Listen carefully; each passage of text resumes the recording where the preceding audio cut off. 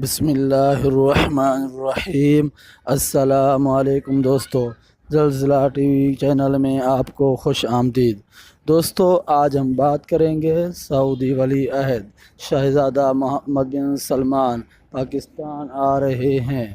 دوستو، سعودی عرب پاکستان کے ساتھ ہمیشہ ہر مشکل وقت اور ہر مشکل گھڑی میں سعودی عرب نے پاکستان کی مدد کی ہے۔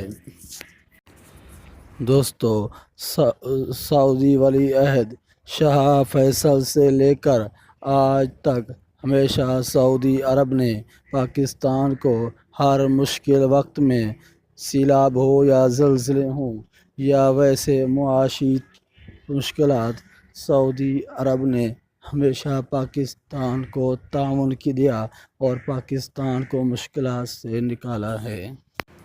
مزید آگے بات چیت کرنے سے پہلے دوستو، آپ سے ریکویسٹ ہے اور نئے آنے والے دوستوں سے کہ اگر آپ لوگوں نے زلزلہ ٹی وی کو ابھی تک سبسکرائب نہیں کیا تو ابھی سبسکرائب کے بٹن کو دبائیں اور ساتھ لگی بیل کو دبا دیں اور ہر آنے والی نئی ویڈیو سب سے پہلے آپ دیکھیں۔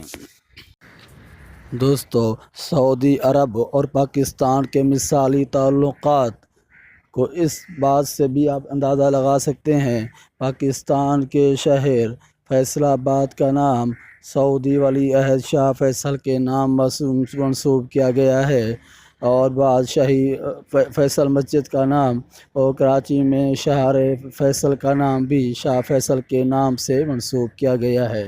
دوستو، سعودی سابق حکمران بوڑھے ہونے کے باوجود بھی شاہ فیصل پاکستان سے بہت محبت کیا کرتے تھے۔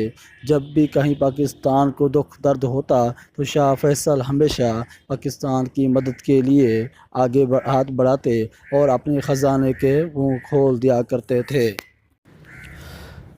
سعودی ولی عہد شہزادہ محمد بن سلمان پاکستان پہنچ رہے ہیں اور یہی حکومتی ذرائع سے دعوے کیے جا رہے ہیں کہ پاکستان میں اربوں ڈالر کی سرمایہ کاری ہوگی اور گوادر میں آئل ریفائنری لگائی جائے گی اور ساتھ ہی سعودی عرب میں رہنے والے پاکستانی شہریوں کے لیے ویزا فیسوں میں بھی کمی کی جائے گی اور پاکستانیوں کو سعودی عرب میں مزید روزگار کے مواقع دیے جائیں گے۔ ہم اگر یوں کہیں دو دل اور یک جان تو غلط نہ ہوگا۔